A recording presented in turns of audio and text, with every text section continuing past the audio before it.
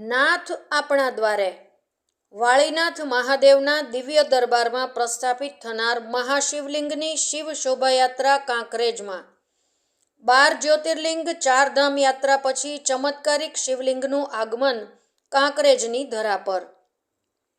કાંકરેજ તાલુકાના થરા ખાતે કલ્યાણકારી મહાશિવલિંગ પર રુદ્રાભિષેક સાથે પૂજન અર્ચન થશે.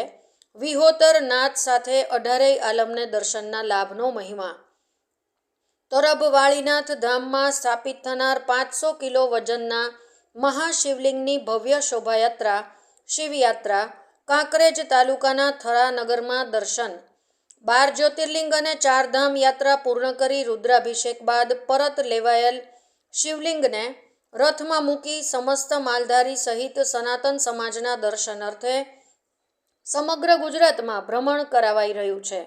આ રથયાત્રા 3800 કિલોમીટરનું અંતર કાપી તરબ ગામમાં પરત ફર્યા બાદ નૂતન નિર્મિત મંદિરમાં આ ચમત્કારિક શિવલિંગની પ્રાણ પ્રતિષ્ઠા કરવામાં આવનાર છે.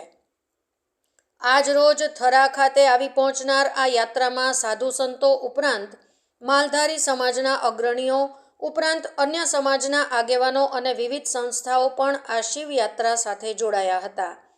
કાંકરેજ તાલુકાના વેપારી મથક થરા શહેરના વિવિધ માર્ગો પર શોભાયાત્રાનું ભવ્ય સ્વાગત કરીને વાળીનાથ મંદિર થરાના પ્રાંગણમાં જશે. બપોર પછી મહાશિવલિંગ પર રુદ્રાભિષેક સાથે પૂજન અર્ચન કરવામાં આવ્યું.